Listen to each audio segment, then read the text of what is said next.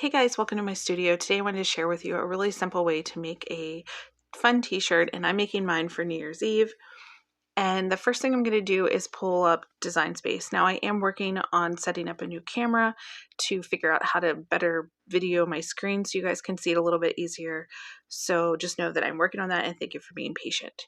So the first thing we're going to do is go into Design Space and we're going to click on our uploads. So I get most of my SVG files from design bundles or Etsy. Those are my two favorite places to purchase them from. If you're a Cricut Access member, you have unlimited options, I think.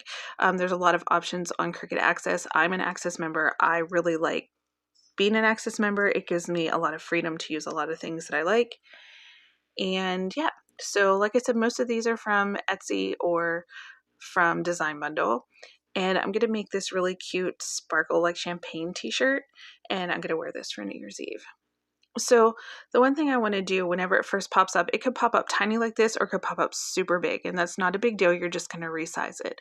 To resize it, you just use that little diagonal arrow and you just click on it and pull it down, and you can resize it to whatever size you like. There's another option, and that is at the top, and I show that here in a little bit, that you can just type in the exact size that you want it to be. And I also want this to be one color. I don't want to have to mess with layering right now. So even though it'd be easy to layer this because there's only two colors, I just want it to be all gold. So I'm going to make sure that it is all highlighted. So that is either you can use select all at the top, or you can click and drag across it and then click weld at the bottom. So it's super easy. Then I'm just going to change the color up here and to more of a color I'm going to be using. And I'm going to show you what it's going to look like if you just click make it, and that will show you how it's all going to appear on the screen. Had I not welded it, it would come up on two different mats instead of one. So here we're just going to click on it, like I said, and then give it a second to pull up into the mats. And here's how it's going to look completely on one mat instead of two, because like I said, it's all welded. So I'm going to go back and I'm going to resize it for the size I want. And I'm just going to go up here at the top and I'm going to click on it and I'm going to type in, I think I end up doing 11.5. And I think that's what's going to work best for the t-shirt that I picked out.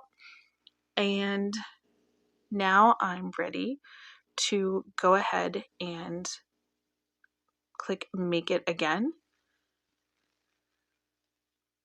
And once it's up on the mat that you're going to be making it, you want to go over to the left, and underneath every single mat that you have that pops up, you want to click mirror image if you're using heat transfer vinyl that has a carrier sheet. Most HTV comes with a carrier sheet. There are other ones that don't, but we're going to talk about that in another video. But if you're just using regular heat transfer vinyl from either Cricut or I use Sister Vinyl, that's probably my favorite heat transfer vinyl. I use Easy Weed. You just need to know that you're going to put shiny side down on your mat because it comes with a carrier sheet already on it. So now I have my portable trimmer from Cricut, and I'm going to go ahead and get my vinyl cut. So I know from looking at the mat how much vinyl I need. So I'm going to cut this at 7 1/4, and I'm going to leave it at the 12-inch cut. So when cutting vinyl to save the most, I don't like leaving it on the roll. I feel like I waste more because maybe I do something wrong, but I feel like I waste more when I leave it on the roll. I prefer to cut it off of the vinyl itself, off of the vinyl roll itself, but I do buy in bulk vinyl because I have a business, so it's easier for me to just cut what I need and move on from there. So now I'm going to lay the shiny side down on the mat, and I'm using my light grip mat, and I'll be also using my Lilac Explorer Air 2 today. So I have multiple machines.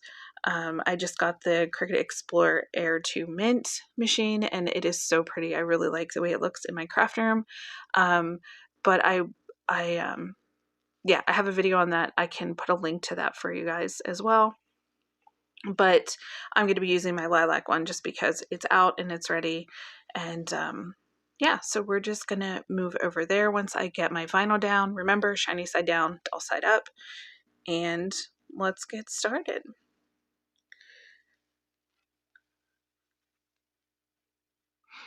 So here's my lilac machine. Above my machine, my lilac machine is where I have some of my vinyl that I just hang on the wall. And I think I showed that to you in another video. I think I might not have, but if not, I'm going to be doing a room tour once I get my new flooring and I get just the rest of my craft studio all fixed up. So now it's just going to be cutting. I have it sped up for, sake of time. But what's going to happen is when you click make it, your machine will tell your computer or whatever device you're using will tell you to, load your mat, and you click the load button, which is the first arrow button. And then once it's loaded and then it'll be all ready to go. Then you select your little C button, and that's your little Cricut button. It'll be flashing to click go, and it will start cutting. So I'm also just using a fine tip blade. You don't need to use anything special to cut heat transfer vinyl. And that's about it for this part. So if you guys do have any questions about any of the products, if I don't have it, let me know, because I will be purchasing a easy press and a mug press in the very near future to be sharing with you guys as well. So, something to look forward to. Now, I normally, whenever I'm making projects at home when I have the time, I like to use my Cricut, I forget what it's called. I don't even remember what the name of it is. It's like my light board. And it just helps me with the darker vinyl. I have pretty bad eyesight, and I'm working from my desk whenever I video instead of from my workstation, which has really good lighting. So since I'm at my desk, I'm using my Bright Pad. That's what this is called. And I'll put a link to that below as well. So I'm just using the Bright Pad, and it just plugs in through like a regular USB into a plug, and it works really well to help you be able to see where you need to weed better. It is very bright. There's different settings on it. I can do a review of it if you want. You just need to let me know. And yeah, so basically what you do is you peel your vinyl off of your mat, and I always flip my mat over. This way here, my vinyl doesn't curl too bad. And we're just going to hang that on the wall because all of my mats hang right in front of me. And then you can see all of the cut lines. So where the cut lines are, there's like light coming through, and that shows me where I need to cut them. So I'm going to brighten it up so it's a little bit easier maybe for you to see, but it just helps me be able to see.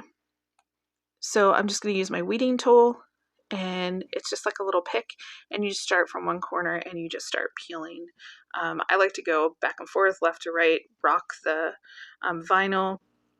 It comes off pretty easily. That's why I like the Scissor Easy Weed. It genuinely is easy to weed, and that's probably one of the most annoying things about this is weeding the vinyl, but the Scissor vinyl makes it very, very easy to weed.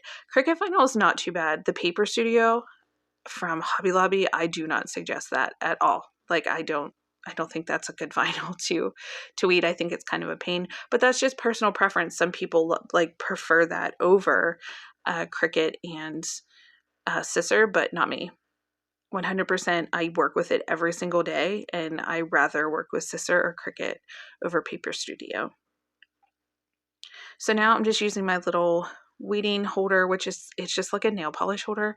I think I linked it in a video earlier, but I'll put a link to it in this one. If I could, or maybe I couldn't find the link. If I can find the link, I'll put it below for you guys. But this just catches all of the vinyl pieces, and it just makes it a little bit easier for me to not have to like try to get that stuff off of my fingers because it's very staticky. So weeding is just pulling out all the parts that you don't want. So if you're new to cricketing, there are pieces that shouldn't stay in there. So they're like the inner pieces, and you need to just pull those out. And that's what weeding is. You're just basically weeding like a garden through everything that you don't want in on your shirt or whatever you're making. So like the inside of the letter A, the inside of the letter P, all the little loops, all that stuff comes out, and you're ready to go. Oh, I see a piece down there. Now you have to watch for these things to happen because they do happen, where little pieces will stick, and you just pull them off with your weeder, and now they're ready to go.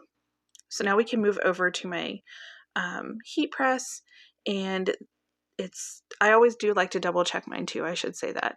But now we're going to head over to my heat press and get it ready to go. So because I run a business, I do have a like a swinging heat press that I can set the pressure, the time, the heat settings, and it just makes it very accurate and very consistent for people buying shirts off me. And I really recommend, if you are starting your business or think to start a business, it would be a great idea to get a heat press like this. Now, like I said earlier, I am getting the Easy Press from Cricut just because I get questions about it all the time and I don't have one, and I want to be able to share and give you guys the best information I can. So I think I'm going to get the 9x9 one because this heat press is 12x15. I have a 10x12, and I figured I might as well get the 9x9 from the 9x9 Easy Press. You know, I don't want to get the same size of a press that I already have. I just want to be able to tell you guys what I think of it and if I feel that it's worth the money and how well it holds up compared to using my other presses. Because the only thing I worry about with the Easy Press is the amount of pressure. I'm not very strong. I have wrist issues, and I don't always have, my husband works, so I don't always have someone that can give me like the pressure that I need. When I first got my Cricut, I was like, my husband was like over it with an iron and like pressing down really hard. And then we instantly were like, no, I have to have a heat press. This is way too hard for me. And so I went and purchased my first heat press, and I haven't looked back. But I really want to try the Easy Press for you guys so that you guys know if it's a good product or if, like, at least my opinion on it. And Cricut really knows how to make good products. So my base does slide in and out, and this does get super hot, guys. So you can only touch the handle parts.